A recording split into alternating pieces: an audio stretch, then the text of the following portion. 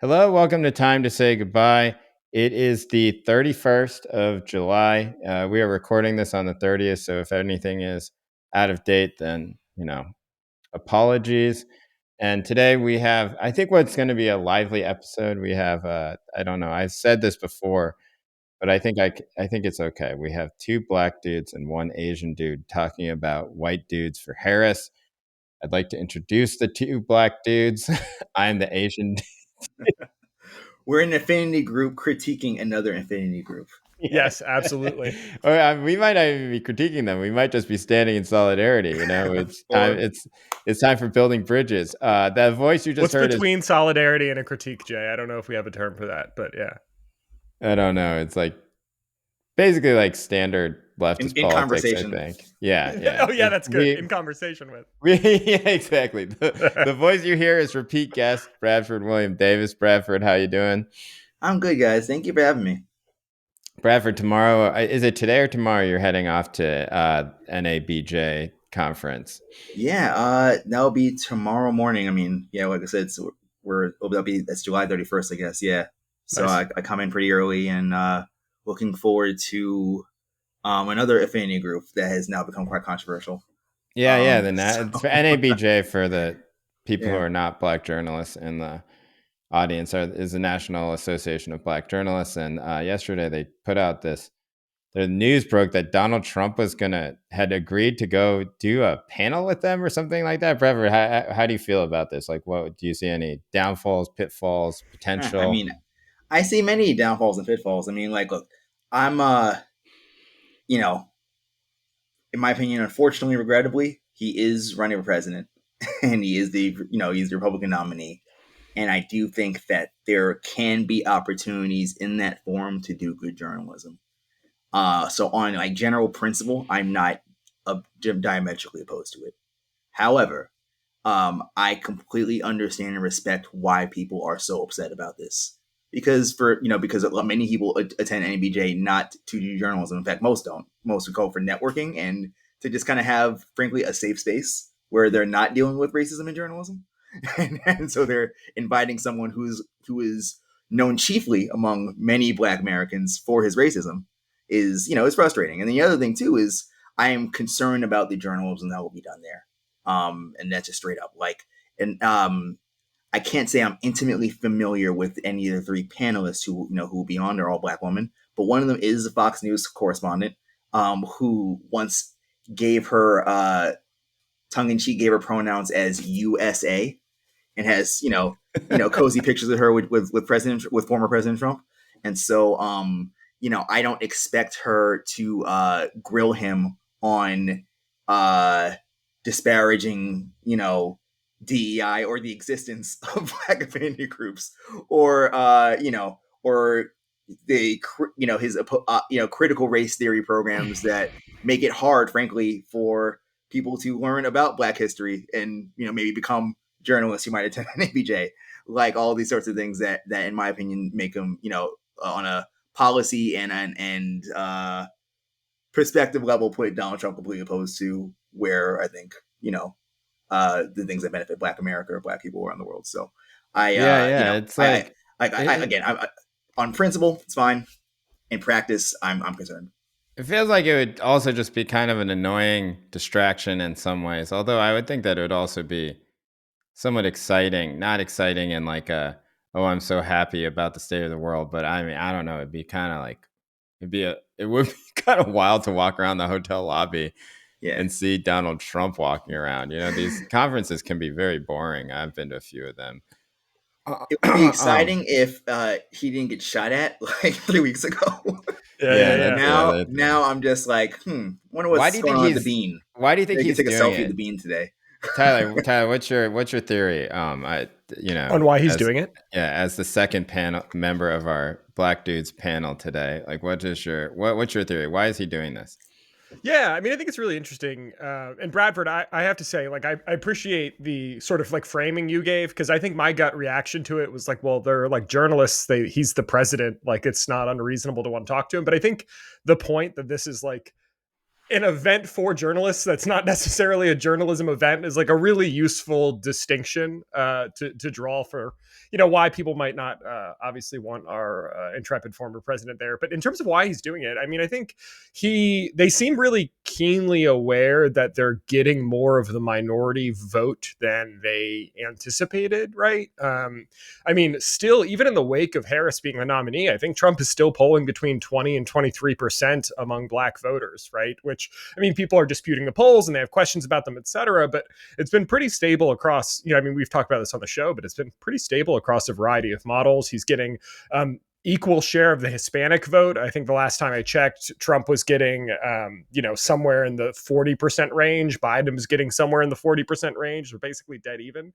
So I do think he's trying to, my read is that he is trying to like do more of this kind of outreach. And, whether or not it's successful, I have no clue. And I also don't think, I think the outreach is in response to the fact that they're getting a surprising percentage of minority voters. I don't think they're getting a surprising percentage of minority voters because they're doing this kind of outreach. It feels all just like, fumbling around and trying to solidify, whatever small kind of minority coalition they can. But yeah, I was surprised he's doing it. I heard they asked Harris and she hasn't gotten back yet. But I mean, I would love to see them both do it. I think that would be great.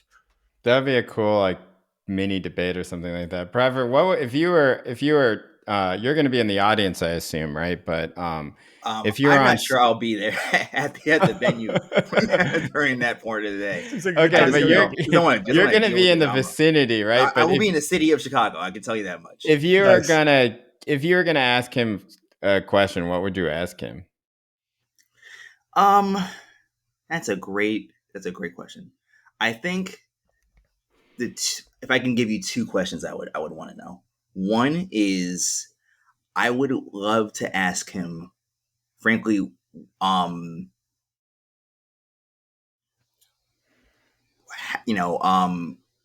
I was telling you guys earlier about how his approach to initiatives that help people learn about Black history, and the Republican Party's general sort of aversion to things like, what they call critical race theory, has led to, trickle down bans of Black literature all around the United States.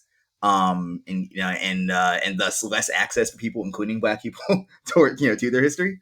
I'm very curious to hear, to understand how that works in concert with an honest and earnest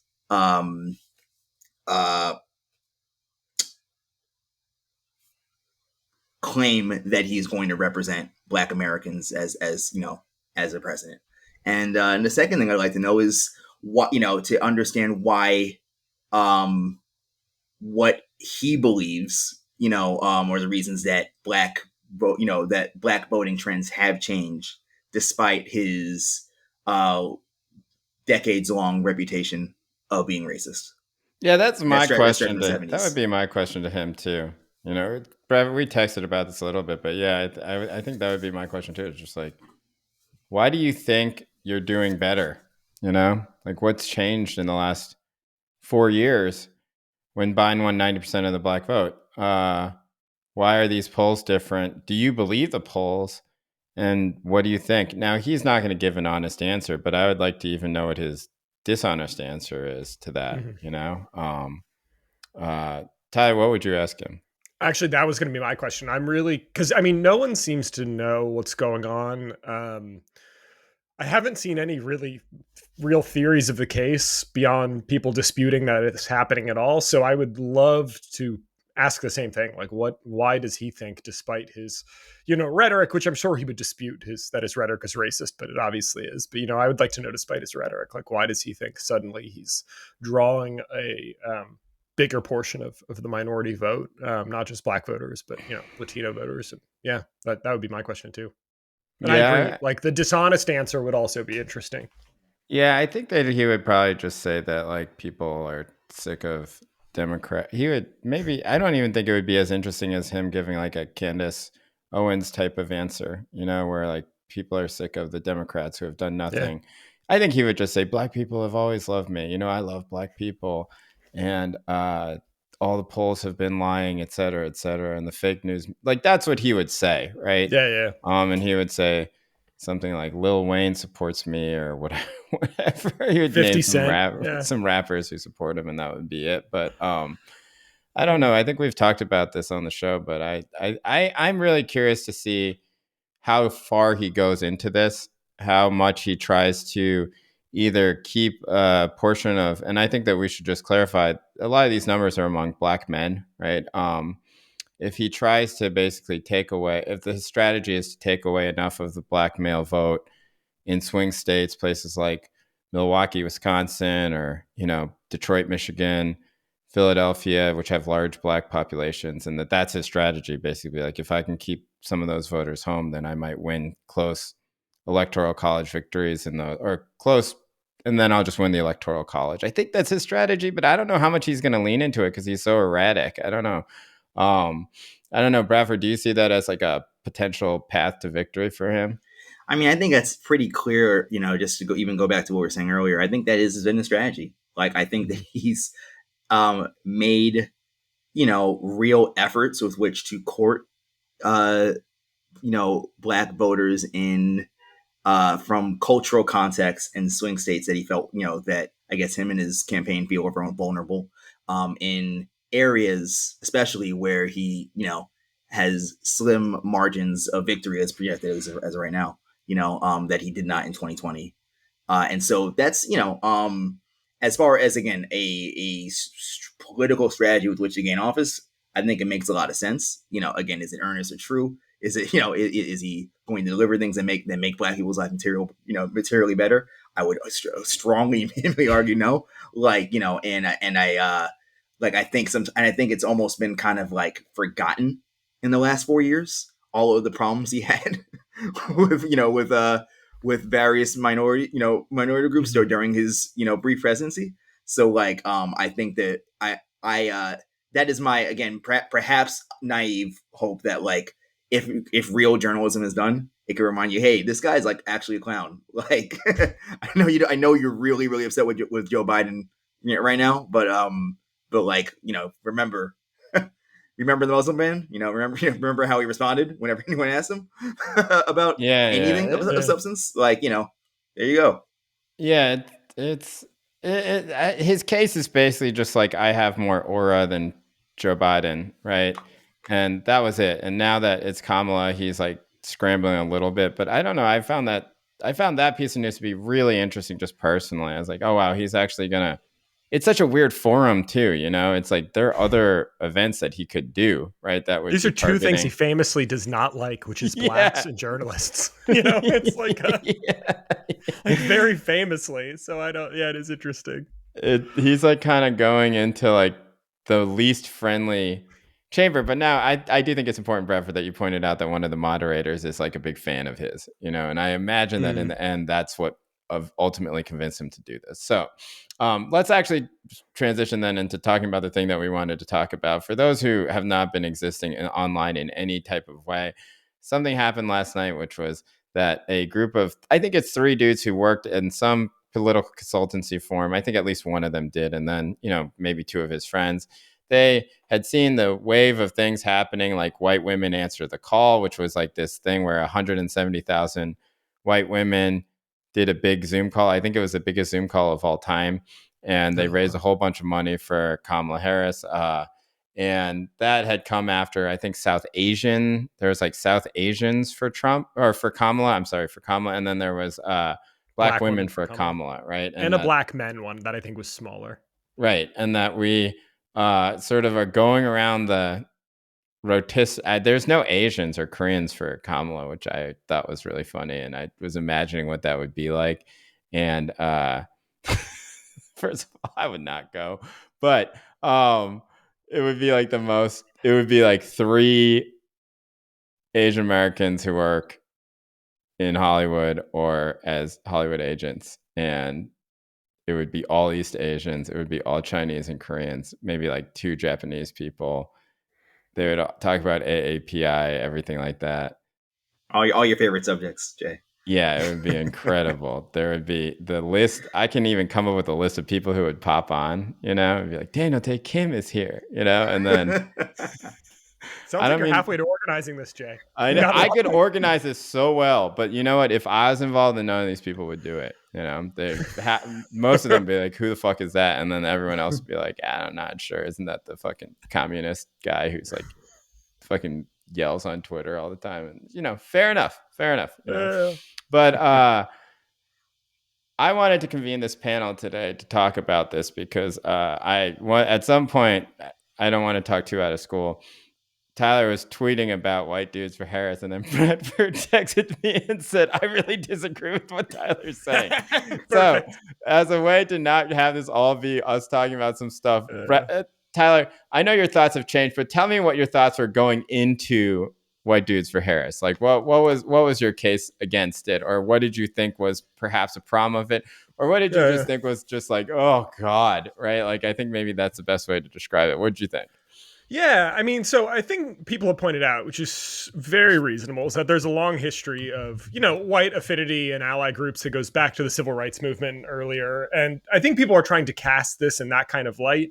And to me, it was really obvious, particularly after the white woman Zoom, which I did suffer through all 2 hours of, that this was just like part of the same sort of cultural milieu of like the post 2020 moment where we had like Robin DiAngelo and all this basically, therapy prattle about, interrogating your whiteness and so on and so forth that seemed to just be a kind of professional class neurosis to me more than anything else that's rooted. And also just like really condescending and pandering. Like at one point, someone on the call says you should never critique or argue with black women.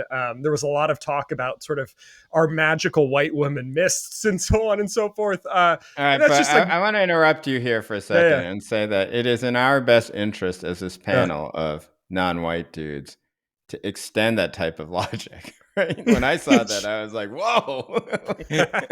Imagine a world where white people are not allowed to disagree with us. For sure. Yeah. Imagine a world, where they had to constantly defer, be like, listen, I like your car. My car is much worse. What about, I think it would be in our best interest to trade cars right now. And they can't do anything like that. I mean, anyway, that was I've never got that kind of deference, Jay, I will say. Yeah, like people are white people are very comfortable disagreeing with me. I get the opposite, but I don't think it would ever extend to me. But if it extended to you two, I'd be happy for you, Like, can you behind the scenes trade my car in with this white person's car? They can't say no. Yeah, they can't say, just don't tell them it's for me. But anyway, that was my reaction. When I saw the deference thing, I was just like, man, what a world that would be. Sign me up. Yeah, 100%. Anyway, go ahead. No, that was a good idea. I didn't mean to interrupt. I mean, so I just, I think fairly or unfairly immediately interpreted this not as like part of the long history of, white affinity activism for civil rights causes, but as like being part of this sort of Robin DiAngelo-esque like new age therapy for like professional middle class whites kind of thing. And the white woman's call was very much like that. And that's the attitude I went in with. And I also just don't like racial identitarianism in general. I think it's bad. Right. I think, doubly so white identitarianism. And so I went into the call with that kind of frame in mind. I mean, also some of the promotional material they put out and like they sent out like some people got immediate like talking point sheet and like templates for posts and stuff, which was all about sort of confronting toxic masculinity and so on and so forth. And it just like was very much not my scene. And I went into the call about white dudes for Harris at this point. Yeah, white dudes for Harris. Yeah. And so there was like a lot. And I was like, we need to win Pennsylvania, Michigan, and Wisconsin. I sent the call sheet or the like media talking point toolkit to some, white working class friends who vote for Democrats. And they were all just like, oh, Jesus Christ. Like, this is so bad, like this isn't going to work at all. But on the call, I was really pleasantly surprised. I still don't like the kind of Okay, we're gonna get to that later. Later. Okay, Bradford. Yeah. All right. So what about Tyler's case that he was laying out on Twitter made you so? I mean, and so like just so I wasn't talking strictly around you, Tyler. I actually quote tweeted you. I'm sorry. A few days ago, where I was like, basically apologies for defending the corniest Zoom of all time, but I saw that. Yeah, but it yeah, was the corniest Zoom of all time. Yeah, that was good. Yeah. but I think that there's a large tent sort of popular front coalition that perhaps is trying to be built, perhaps. And this is me giving the most rose-eyed, optimistic take on this, of people who do not like Donald Trump, of which you can include everything from the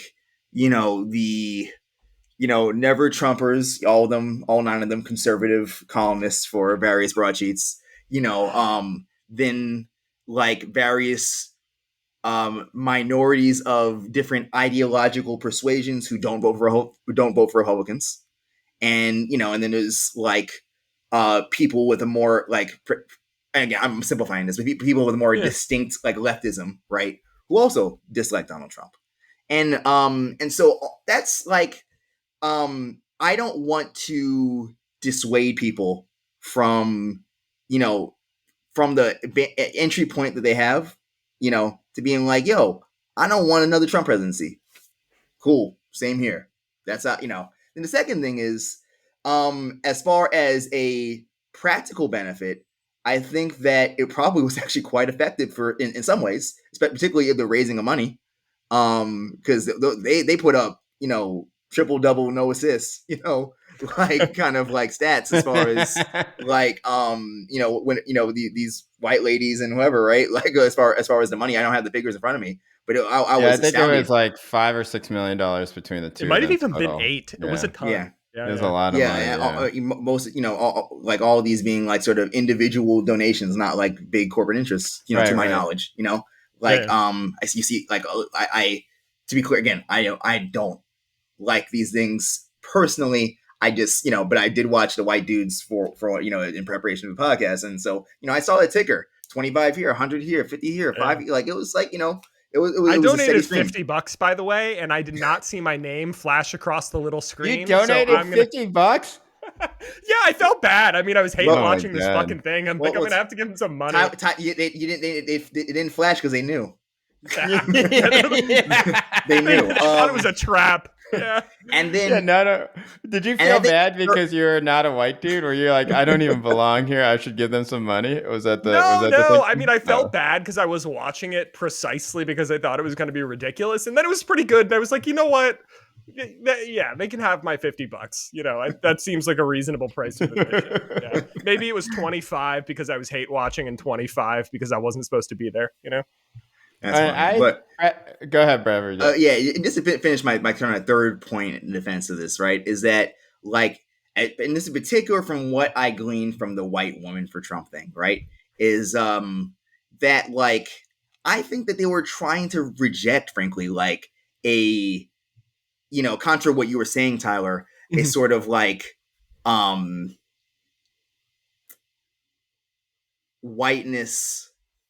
identity politics, but rather we need to reject things that may benefit us more in the sake of solidarity with people who are more close to the harms that a Trump presidency would inflict on them. And so I think that is a admirable sort of impulse, one that is I guess a better form of racial solidarity than you were giving credit to. And ultimately, I think that if we want to talk about the limitations of it, I think the limitation is liberalism, not that white people gather together to be we need to support,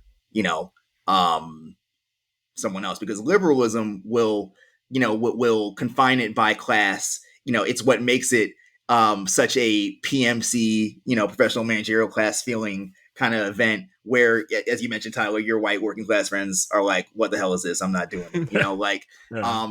It's that kind of stuff that, where, you don't expect any significant sort of challenge or question or critique to what Kamala Harris is going to do for, again, people on the quote unquote margins, people who are ducking missiles in Gaza or or bullets from police officers, in Springfield, Illinois. You know what I mean? Like that is the conversation that does not show up as far as like, okay, but really, what is she going to do for us?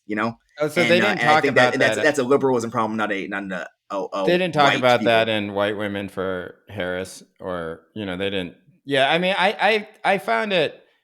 I think I'm more on Bradford's side of this thing, where I don't see the harm of it.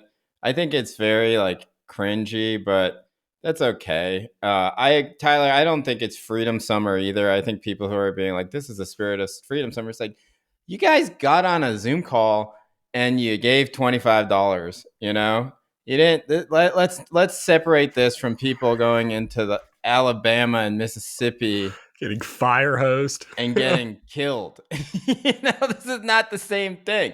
So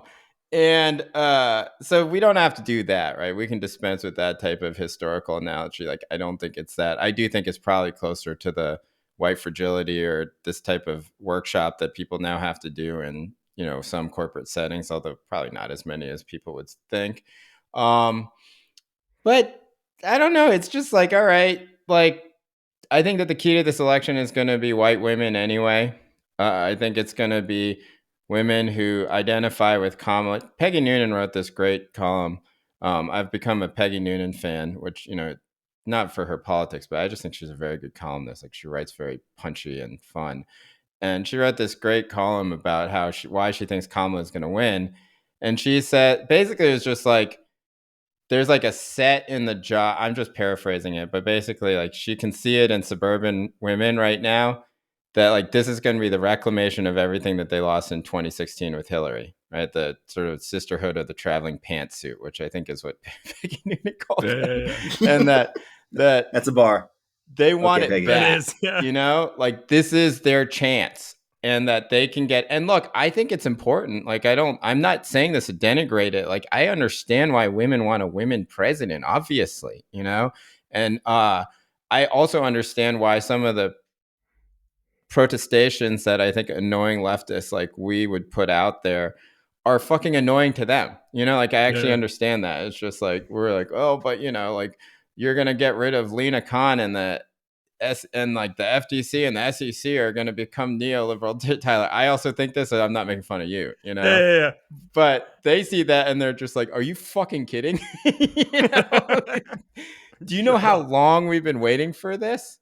Right. Yeah. And so if they're organizing things amongst groups, right? And I don't think that all white women or all white swing voters or something like that are going to get down with white women for Harris.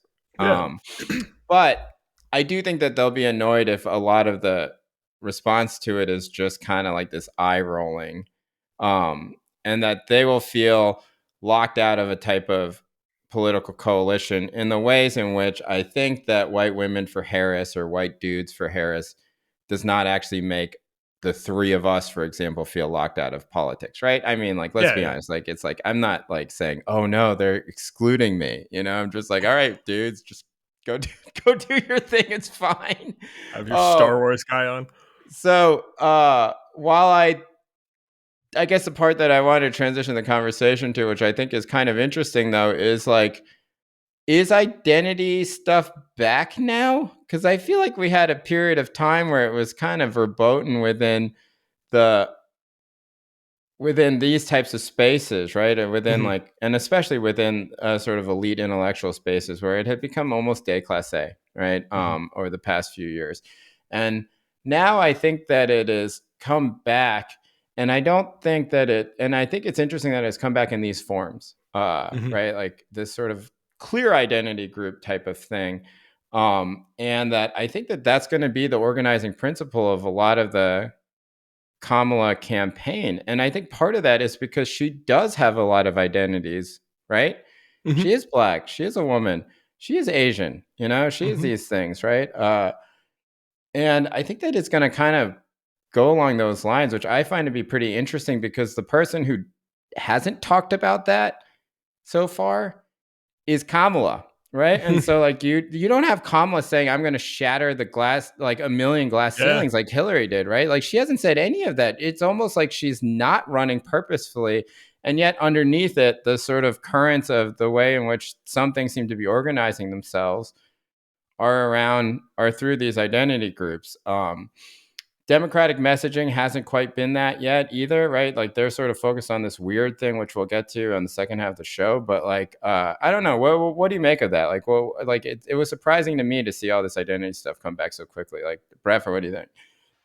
Yeah, I think first of all, it's probably smart of Kamala to not lean too heavy into it. Like you see who she is, you know what she is. Like, Yeah, that's true. there's no It's not hiding. hiding. A woman named Kamala with her skin and her in her features is a minority, a black woman, and and as she discusses with the infamous coconut meme, like the child of a of a South Asian mother. You know what I mean? Like that's all there. And so given the sadly effective in some parts of this country onslaught of all things that seek to help specific non-white people get ahead in life, um, in any measure, it may make sense probably not to over promote yourself with that framework and let people do that for you. Like rather than do it yourself, because then and also too she by doing more of that, like, yes, I'm the first black woman president, that opens up more, to be clear, very legitimate and substantial critiques of, well, okay, here is your record for good and for bad on various things that we may call black issues, like Right. being a prosecutor, even if you consider yourself a reformist progressive one, like you still had to make the call that put black people in jail, whether prison or county jail, which to use an example, like could be like Rikers Island if he was in New York, which is a Yeah, it horrible also place that doesn't work with her being like the tough prosecutor that's gonna take on Trump, right? yeah. Of So all like the identities she has, that's the one she's leaned into the most. Is identity as a it's a tough prosecutor. balancing act to do that while also super leaning into your blackness, given all of the complexities and the reasonable and a very reasonable sort of pushback that you could have about, again, the material impact of your past comments, include and policies on black people or Asians or whatever. And so that is I think that makes sense. But yeah, no, I mean I enjoy being with and around, like black people. Like I'm not a racial essentialist here. I'm not pulling out calibers. I just like enjoy hanging out with my people, like because not even because we all necessarily have the same politics, but as often, just by virtue of racecraft in America, if you want to put a sociologist cap on, like a level of shared sort of cultural experiences that make things a little easier to be around. Again, not as race essentialist. I'm in an interracial You don't relationship. have It's to not like explain why like you like hanging out with black people, yeah. Bradford. Well, of Just course, I'm not trying to defend. I'm not trying to you defend him. don't I'm just have trying to, to. You don't but have I'm to trying to explain, defend I'm not like I want to yeah. be very clear where I Right, stand right. Yeah, yeah, yeah. You're on not what But taking it there away is from a what it there is means yeah, a, it is a to natural yeah. affinity group yeah, yeah. that I think is fine, and I think that as long as it's done with a certain type of irony, it's okay. It sounds like what happened was that there are portions of the White Women for Harris that got very serious and a little bit cringy. But I don't know. I saw those clips too, and I'm just like, listen, just it's fine, right? Like we're not going to lose the election because of this woman, right? Right. And the dudes thing, as for, I watched some of it, I think that it was mostly just kind of like, hey, what's up, white dudes? Wink, wink. Let's buy this trucker hat. Isn't it cool? We're all here, which I think is probably the right vibe. Like it seemed like that was the right vibe. So yeah, let's actually move on to the thing. I watched a lot of it post hoc because I don't know. Last night this movie I directed came out, and so I needed to kind of sit by the.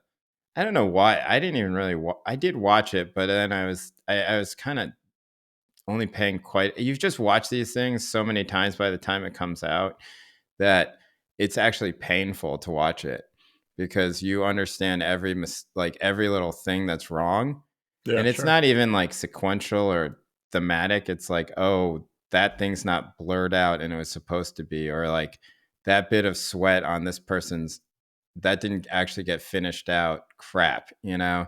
It's not, and it's actually just a painful experience anyway. So I was sort of switching back and forth. But Tyler, like, what, give us your report. Do it in like give us your 1 minute report on White Dudes for Harris. Yeah, so I really did try to go in. I mean, I think my thoughts have been very clear, as anyone who's seen my, Twitter feed, but I tried to go in with an open mind, and was like really pleasantly surprised. Like, it didn't have the kind of Robin DiAngelo baggage or the kind of like toxic masculinity blather that I thought we were going to get based on some of the promotional materials. Yeah, it was like I thought it was totally fine. I guess my it was also, there was like a lot more discussion of like the sort of working class and labor issues than I anticipated. Yeah, it was great. I mean, my big thought was that after watching it, it was painfully unclear to me again why it needed to be like a white dude Zoom. Like, there are issues that disproportionately impact white men. I mean, suicide rates are one of them that impacts the white working class more than it does other demographic groups. But, it wasn't really targeted toward any of those specific issues. I liked the call. I thought it was entertaining. Some of the speakers were good. Some were boring. Some were really funny. But there was also Andre, just as an aside, Andre from The League, that actor, was there, who is like very different than his character on The League. He just like gave this extremely wonkish overview of Biden and Kamala's policy achievements that was extremely granular and was just like an out of body experience, because I just associate him, with The League. You're talking about Paul Scheer? Yeah. Yes, Paul Scheer. Yeah, he gave like this like poli-sci PhD level, like, exorcism of all their policy achievements. I used to play in this poker game that he was in many years ago at Upright Citizens Brigade. There you go. My favorite quote from... I have no recollections of him. There was a ton of people there. It's like a weekly tournament type of thing. Yeah. Bradford, what give us your 1 minute? 1 minute assessment.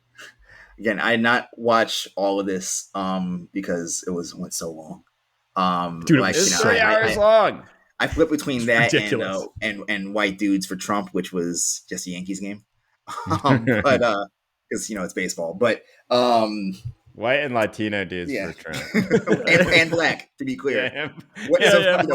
For those who are unaware, like, I've done a lot of baseball reporting in my past and recent history, and so a lot of that means going to locker rooms, and I will actually go and like check voter registration forms, see of the people in the locker room, just so I can even know like how much common ground do we have? Can we take a detour into something that beyond what you're throwing, and how you're hitting or something like that. But anyway, all I'll say is this. My favorite quote was from Josh Gad, where he says, they have Kid Rock, Kevin Sorbo, and a Dolphin aficionado. For example, JD Vance. We have the Hulk, Samwise, Luke Skywalker, and Mayor Pete. And that was when... Which one's better? That, even though that happened like maybe an hour before the part I logged into, I was like, I think I'm done for today. Yeah, which one's better? I know. Yeah. Kid Rock does. None of them ripped their shirts off, so I think it's really hard to tell who won. Yeah. Oh, the Hulk being who? Mark Ruffalo or something like that? Yeah, Ruffalo. Did he show up? Did he show up to the Zoom? I can't remember. I don't know. I know Joe Burrow logged in but made no appearance. So did what's the Giants quarterback's name? I saw on Twitter it was saying Daniel Jones was there and Jared Goff. Someone said 3 starting quarterbacks. I thought 2 Jared starting quarterbacks. Oh wow, exactly. 2 starting quarterbacks and one employed man. Jones. Yeah.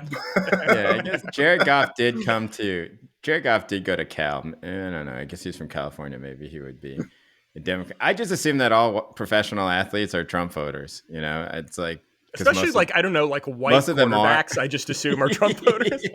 Yeah. Well, especially if they're white NFL or baseball. I mean, white baseball players, like, forget about it. Like, it's they're doing Trump like chants. Like, I know. Did you see the thing where some guy in the devil rays is like, or he's doing the fight thing. And people are like, oh my God. I was just like, do you know the politics of the average professional baseball player?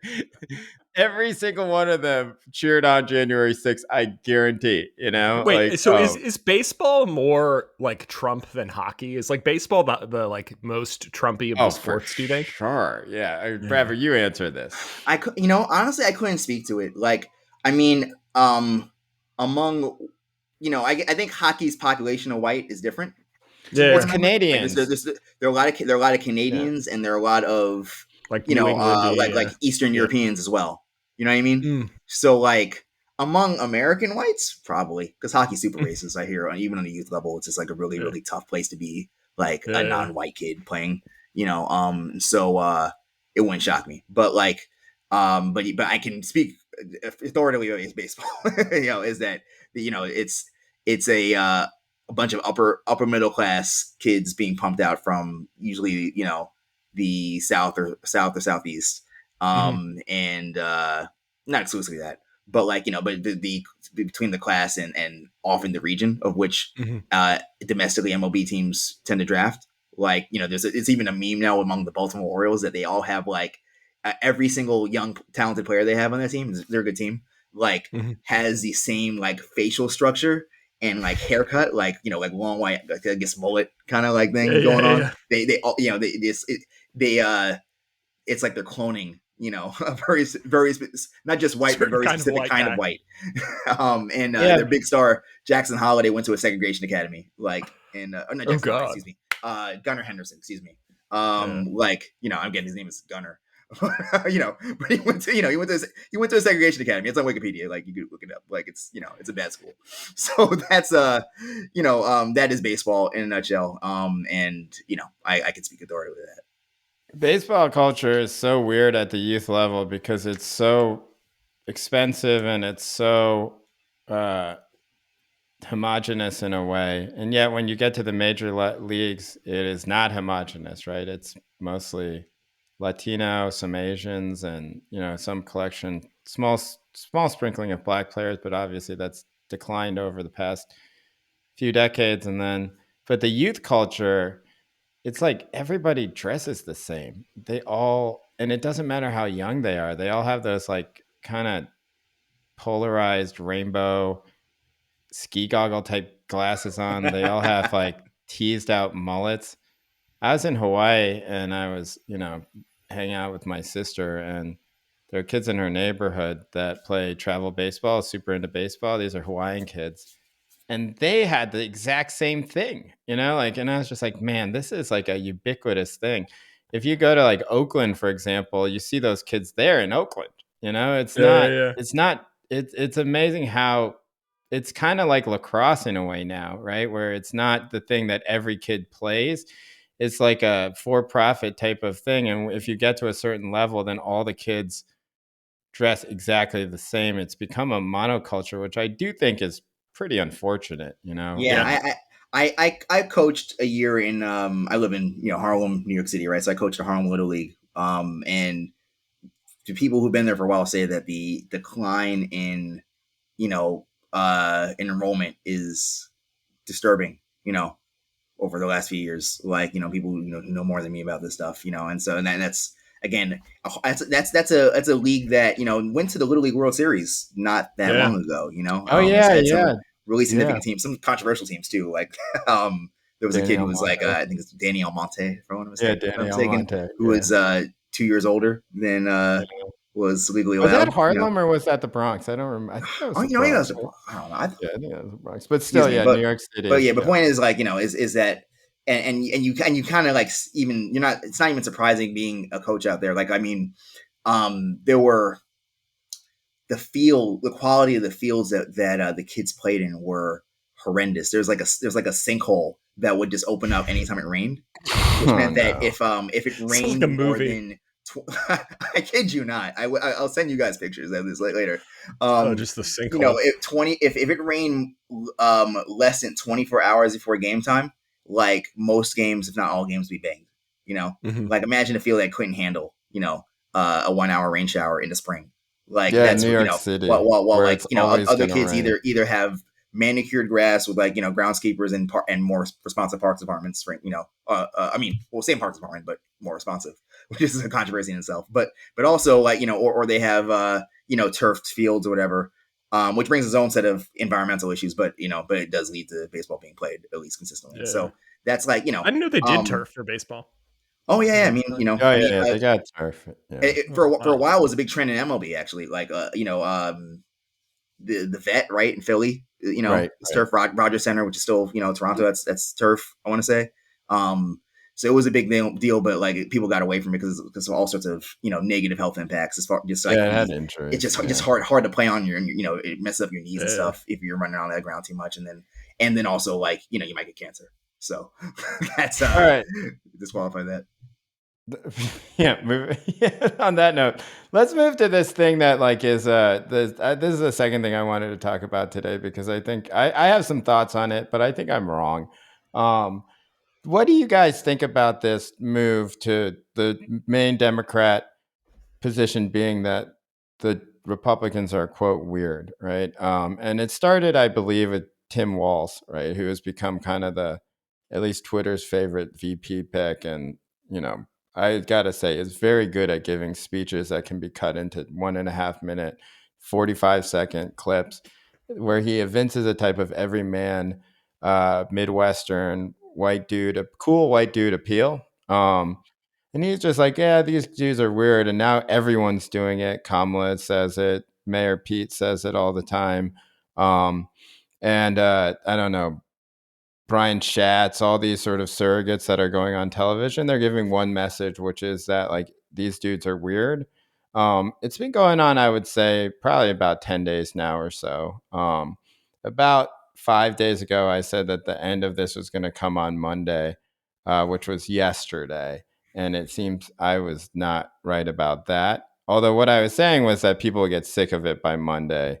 I think you were right, dude. Like there was like that's I when you think started only seeing we are sick of it, the right? discourse shift. Bradford, I saw a tweet where you were giving a dissenting opinion on that you felt like CNN and family group chats would really gravitate towards this, and that perhaps people like me, and I would say that you were correct about this, are a little bit too online and a little bit too influenced because we just get this blasted in our face all the time. So Bradford, Yeah, man, make your case. we're just too plugged in my opinion. Like, I think there's still plenty of mileage for it. Like, I think, frankly, just every day someone finds something weird that JD Vance said. That is true. That like is every true. he gives his Yeah. life over the last bizarre shit 15 years, 20 years, gives plenty of credence to they are weird. I mean, we just one of the I think enduring bars of the Kendrick Lamar Drake beef, which is immortalized in the song "Not Like Us," right? Is where Kendrick says something like, Baca got a weird case. Why is he around? Referring to sexual misconduct in his life. I think that's and that lasted for months. And so I think honestly, I think that deserves a little more sort of credit for even bringing it into the lexicon because that was like the song of the year. But yeah, like Republicans are doing a lot of weird things, having weird things about their past and covered on a daily basis, and responding to the accusations of being weird in weird ways. And so if you scroll 4,000 tweets a day, you get bored of it.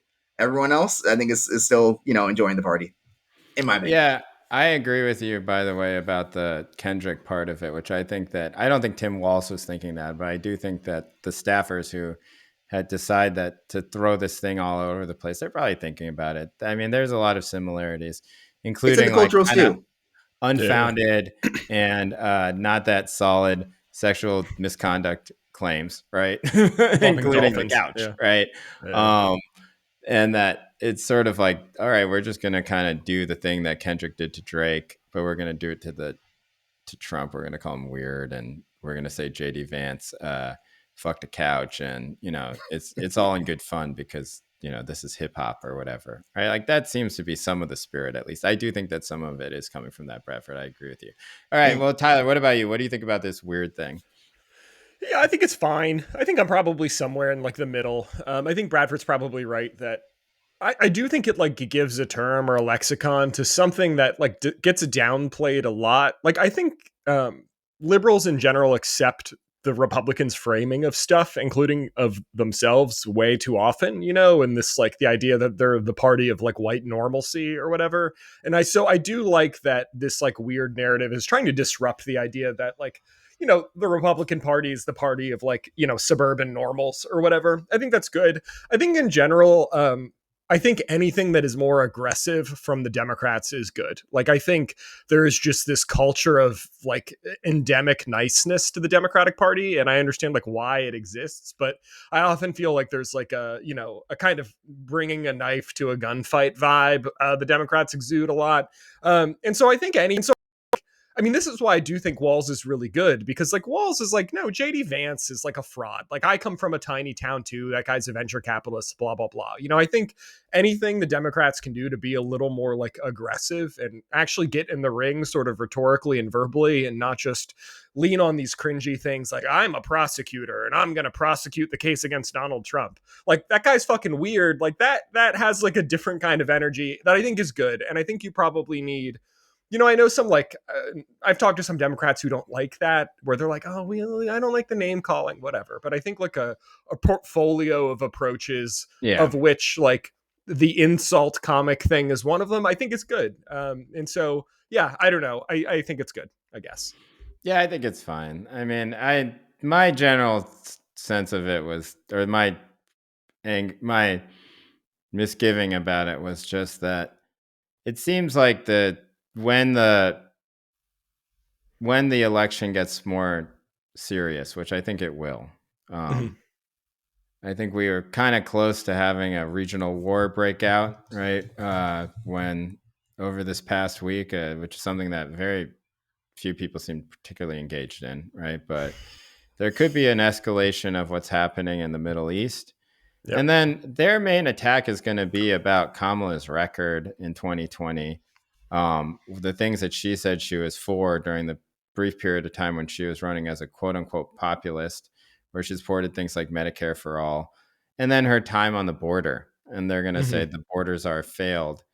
And that's much more serious and substantive, even if you disagree with it, right? Than like, oh, she's a lightweight. She has a weird laugh. She's dumb, right? She slept her way into power. Like those types of things, I think, are fine being responded to by weird. And I agree with you, Tyler, that at that point they'll come up with a different response than haha, stop being weird. And that Mhm. it's just part of a portfolio of things, as you said. But I I don't know. I think that like the state of the election right now is interesting because I think that basically we're kind of having careening towards the same thing that we always did, which is that we have a election where a few 100,000 voters in 4 states are going to decide this thing, and nobody has a very good theory on what those people actually want, right? And so you have thoughts like, should we pick Josh Shapiro because people in Pennsylvania seem to like him, and if we lose Pennsylvania, then they're going to lose. You know, like Kamala's going to lose basically if she loses. It just becomes so hard without Pennsylvania. And so, should we shore up Pennsylvania and bring in Shapiro, or should we bring in Walz because he might actually bleed over to Wisconsin? I don't understand that logic at all. Where they're just like, oh yeah, you know, his appeal will also appeal to people in Wisconsin because he's from Minnesota. Minnesota's right next to Wisconsin. Just like, all right, you know, like we're going a little bit far afield, but does weird work with with those people? I don't know. You know, I have no idea, and I don't think anyone You really know, does. You know, I so kind of then think it, yeah. it's like, all right, well then we're just theorizing about things, and we should just drop this pretense. I think for the most part, this is me going back into my we don't know anything, very boring type of take. But like, I don't know. Like, I think we should just say, okay, is it working for us? Right. And we should drop the part where we say, oh, but this is exactly the type of message that works for this, like, kind of vaguely defined person that we're trying to convince. Cause I'm just like, do we really know? You know, like, do we really know? Like, maybe they're just voting based on, you know, vibes or because their neighbor did something or something like that. But yeah, go ahead. No, I do think there's like a, I do think like I grew up in Pennsylvania in one of the purplish kind of counties that Democrats need to win. And I do think like the people I talk to there, like most are not enthusiastic Trump voters, and I do think a lot of them don't actually like the weirdness of the GOP and the like, obsession with pedophiles and shit like that, Right. And I do think like I think there's a way that it can be effective with a certain kind of like normie Republican skewing independent who just like wants lower taxes but doesn't like all the like paraphernalia that comes with the Republicans, Um, Right. and I guess I go back and forth about the walls thing. I totally agree that it does feel weird to pick a VP that is not from one of the crucial states. But I do also think he has a kind of, I think the question is like the targeted appeal of Shapiro in Pennsylvania versus like the vibes based appeal of Walz in places like Pennsylvania. Like he definitely will play well to those kinds of voters, but I mean, it's not even clear that the Veep thing matters that much, I mean, we obsess over it, but I think a Yeah, lot I of don't know if it matters either. Bradford, Yeah, what do you I know think? there's no like empirical evidence of it, right? Like they can't like yeah, yeah, track anything, but maybe this is one of those things that measured beyond empiricism is just vibes. But yeah, again, unlike you, Tyler, like I'm born and raised New Yorker, so like I'm yeah, not, I really can't speak to yeah, Middle America and their and people from very different yeah, cultural contexts as mine. I yeah, haven't done the journalism for that, but like I would, I would think anyway that um as you said, a lot of people, you know, don't like the feeling of being of I guess a stigmatized sort of political opinion and sort of party that comes with it. And what the weird thing does is it's like in perhaps in a good way for at least from perspective of Democrats, stigmatizing that whole yeah, scene as odd. And and for a lot of people who are, as Jay mentioned, voting on vibes, it's like changing the vibe of being, yeah, Yeah. of associating with people who want the quote unquote weird things that exist in Project 2025 or something like that, or again, literally anything that JD Vance has done or has become a meme that he's done, even if he yeah, hasn't done it. Yeah, it's So interesting to argue that like the VP choice doesn't matter when so much hay is being made on attacking Vance over Trump. yeah. Um, and that's And it because seems to be working. Yeah, that's because obviously, I think two things are happening. I think the weird thing is actually somewhat of a defensive messaging because after Trump's assassination, I think that some people actually were like, okay, maybe people don't want this, want like end of democracy, he's going to end the world type of thing, and that this was a workaround that ended up being somewhat effective. I think maybe that's part of their thinking. Calling, although Walls does go out and just call these guys fascists, right, which I think mm-hmm. is interesting as well. um but yeah, I don't know. I mean, I think it can only matter if it's a disaster, and I don't think any of the three guys that are Yeah, up for it are a disaster. But Vance was a disaster, and I gotta say, it's just hilarious to watch. I mean, there's no people that I find more odious in this world than the Silicon Valley kind of like hysterical podcasting slash newsletter writing tech yeah, bros who are all just have the worst politics. They're all fucking race scientists, yeah, yeah, and are just doing things in a politically expedient way, have never read more than two books, like yeah, made all their money on just absolute bullshit, right? And that think that they're like the kings of the world. And their last two political candidates they've backed are Ron DeSantis and JD Vance. It just makes me laugh so much. It just makes me well, laugh so hang on much a about how second, out of Jay. touch and stupid they are. What? Sorry to interject, but I remember Tyler wrote about how these Silicon Bros like actually do read a lot. Like, yeah. is that? Well, Just make sure I'm reconciling everything no, here. no. I think Jay's totally right that like all of their like insight, quote unquote, and ideas all just come from podcasts. Like one of my buddies, like podcast brained. Like there's a certain kind of like libertarian Silicon Valley guy who's just like informed about stuff, but in the shallowest possible way because he listens to like a podcast. But those people do read like sci-fi and stuff, and I think they also watch a lot of science fiction movies. Like The Matrix is huge in Silicon Valley, and Isaac Asimov's Yes. Foundation trilogy, which is like about a kind of a global fascist dictatorship, the lesson of which is like fascism is bad, but they all seem to get a very different lesson Right, from right. I should Foundation. correct. Yeah, It's not yeah, that yeah. they don't read books, right? I mean, Well, they sort of don't though. if you I looked think at you're like, Caroline yeah, Ellison's Goodreads, I mean, she was reading a lot of books, right? But they just are uninformed about the things that they feel very confident opining on, right? Like the number one offender, Okay. this is David Sachs, where it's just like, dude, you don't even understand how the government works. Like you don't have a basic civics, like high school civics type of understanding of things. or like even, and Bill Ackman is not Silicon Valley, but I think he's been sort of has the same type of brain where it's just like, you have written out 6,000 words in a tweet and you feel like this is impeccable logic, but what you Yeah. don't understand is that every piece of this puzzle of logic is fucking stupid. It's just like Totally. you're just wrong about everything, and not in like a my opinion is wrong, right? Like it's not like a, oh, actually I don't think that like Bitcoin should be replace the gold standard. That's an opinion, we can disagree about it, but you just like don't actually understand how things work in the world, type of thing. And so of course they thought that JD Vance was going to be an amazing addition to Trump, right? Of course they thought that Ron DeSantis was going to have this type of appeal to everybody. It's because like they don't really understand what's actually happening in the country. At And all. it's Yeah. weird because I don't think I do either. I don't even leave the house. I live in Berkeley, California. I work in the mainstream media, whatever. But I know a little bit more than they do, and it's funny because like so much of this political conversation and media, sort of alternate media as well, is just people who are very far from the people that you grew up with, Tyler, who are Yeah. just Yeah. kind of theorizing about who they are. And I think my conclusion in the end about this weird thing is that like, I don't know, do we really know? Like, can we really tell definitively? Probably not. So we're just kind of throwing shit around. Yeah. We don't know what these voters actually vote based on. We don't really, and if we did, then we couldn't really theorize it to a group of them together, right? Because they probably have different reasons why. So I don't know. Like I was thinking about this in terms of like, this is the last question I'll ask you dudes, and then we can go. But like, do you think Kamala actually does need a white dude running mate?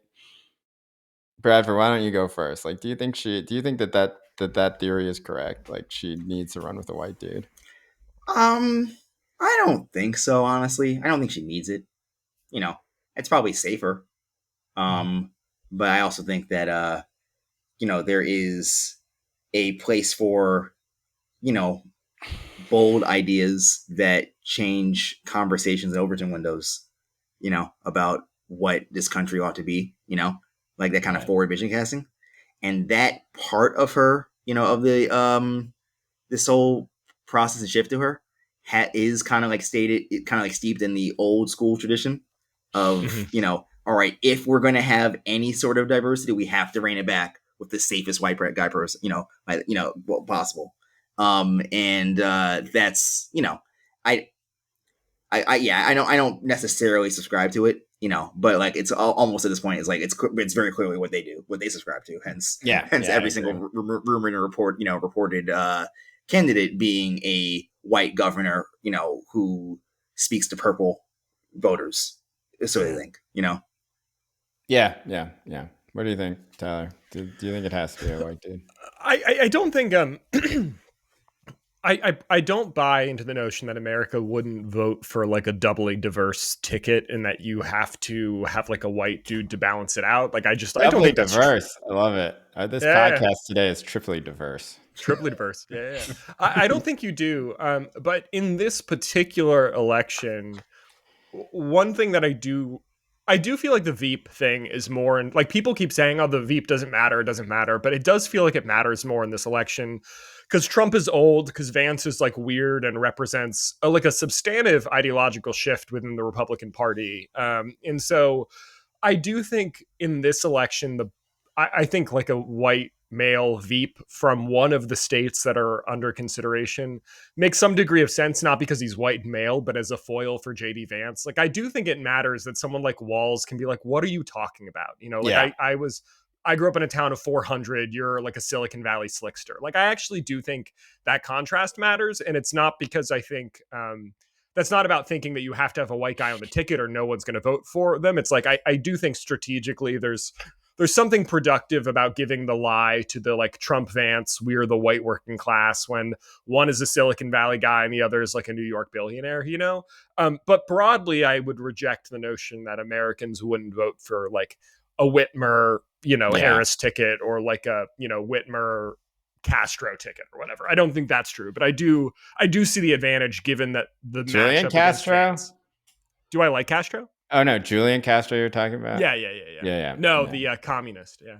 That's my Yeah. train ticket. Yes, the Castro lineage. No, I think like I largely agree with what you're saying, Tyler. Like, I mean, I do want to say that I also do deeply sympathize with why people are so sort of conservative about this, especially frankly black voters, because Yeah. like I mean, we've seen this before. Like, it took a while for black voters to not warm up to Obama as as someone they'd like to see president, but as Obama as someone who they thought could actually Candidate. win, Yeah. the presidential Yep. election. That's like, I think that is quite understandable given, again, just opening up one of these textbooks that Republicans are trying to ban. Like, to be like, again, there's a lot at stake here. Let's just get in, Yeah. the door so that we don't roll back, our rights, the things that people Yeah, fought yeah. for, Yeah, the 50 pragmatism years ago, makes but like sense. 70 Yeah. years ago. But yeah, now, but then the other thing is, I think as far as, so, going after, this current election, I mean, there's a kind of selection bias when it even comes to speaking to middle America and people who have enough sort of political credentials with which to even be in the conversation, because it tends to be just kind of, white dudes who like advance. Mm-hmm. It's like white dudes and Gretchen Whitmer, is kind of like the only person who's in that stratosphere as far as accolades and name recognition to be in the conversation, and I guess you could argue Julian Castro, from Yeah. his presidential campaign from not too long ago. But like, that's there's I think there's a little bit of that going on as well that sort of limits the playing deal to the playing field to any white dudes. And it's also kind of what makes me a little annoyed with Mayor Pete being mentioned as a serious one, because like, because like, this is just clear, this is the DEI. Yeah. White Yeah. dude. Yeah. The It's guy like, Right. who's a what's he That, doing mayor there? of a liberal that part college is town. just Who Real, presided over a yeah. disastrous train explosion? Like, no, thank You know what I you. mean? Like that, and I know he speaks well. I know he's articulate. I'm not saying he's an he's idiot, but very like good on he's, TV. He's Yeah. great on he's good. Fox He's going to, News. yeah, exactly. That's his bag, man. Like, just go out, go on CNN, go on Fox News, and just refute things. I But he is Like a not. human fact checker. He Yeah. has there's very little reason to believe that he speaks well beyond professional managerial class liberals, white liberals at Yeah. that. Like, that's kind of like his only sort of, people who sit down, the people who sit down and watch cable news because, oh, Mayor Pete's on. or Like, they you see know like a clip on Twitter or something like that. Yeah, or an Instagram or something like that. That's like, yeah, I don't know. I mean, I think that it's my head just spins with all these calculations of identity and who should be put to what, and in the end, I tend to just think that maybe it won't matter as long as it's not really bad. And I like Walls because I just like him, and I think that championing stuff like free school lunch is good, right? And being pro labor is good. But I don't need to come up with any other reasons beyond that, Like, I don't need to like pretend like he's the best choice, because I honestly don't know, and I don't think anyone really knows, right? But I think that they could have run Whitmer and Kamala together, for example, and it would have been fine, right? Agreed.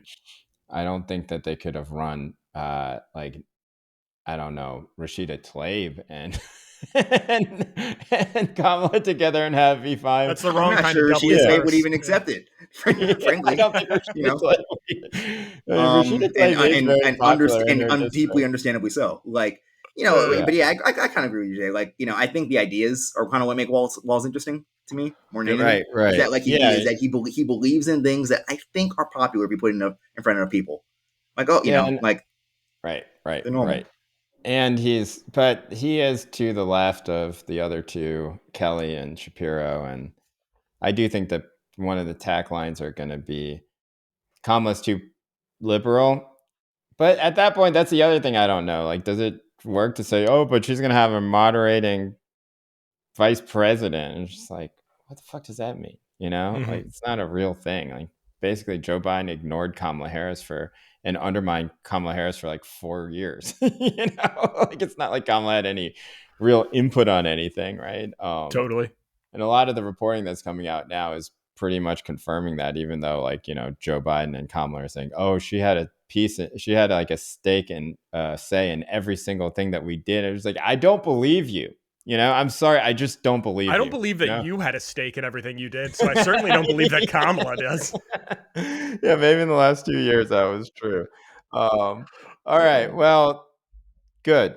Anyway, anything else we should talk about? We're at an hour, 10 minutes. I think this is a good time to stop. No, that's been fun. Bradford, enjoy NABJ. And if they have like a line, are you really not going to go, man? You got to go. You got to at least go to the Trump panel. Come on, you have to go. Get one of those big autographs he does. It's like 6 inches tall, you know? Yeah. No, I genuinely think I'm more likely to be at the Bean, taking a selfie like every pretentious tourist, than sitting for that, dealing with all of the hassle, all the security, the huge line that'll be being there, and frankly, more productive just as far as getting to know people and networking and all that. Like to just like, hey, you don't want to be here either, right? We should get to know each other. let's grab coffee. So that's my that's what I think. But I will check in for people who do care, because I am curious to hear what he has to say. If there was a opportunity for Q&A, I don't really sense that there is. Like I would, I might reconsider, joining in. But if I could ask a question, but otherwise, no. I wouldn't do it. Well, either way, have a good time in Chicago, and until next week, then we will see all of you. And I think that we made it through. We didn't have any spicy takes on white dudes for Harris, huh? Unfortunately, but I think that we kind of arrived in the right place, which is, white dudes, it's fine. We're not going to cancel you, right? We're not here sitting around trying to say you can't do the things that you're going to do. Yeah. We have white friends, Some of my best friends are white. Yeah, we have white friends. Point is, you're a little cringe, but you're not. But this is not fomenting the next Ku Klux thing. It's better than if you had done white dudes for Trump, right? 100%. God. Or even white dudes for Vance would have been the worst one, right? That would have been the worst one, actually. Yeah, that would have been the worst one. That would have been like a redundant. That would be really funny. We're just like, all right, who are you excluding here? It's the most broad. It's the most broad descriptor of the actual group possible. It's like it's 14 Catholic bloggers. That's white dudes for Vance. So 14 Catholic bloggers, exactly. There might be a few teenagers. There might be a few like red-pilled Asians in there, in Silicon Valley, but that's about it. All right, until next week. Thank you for listening.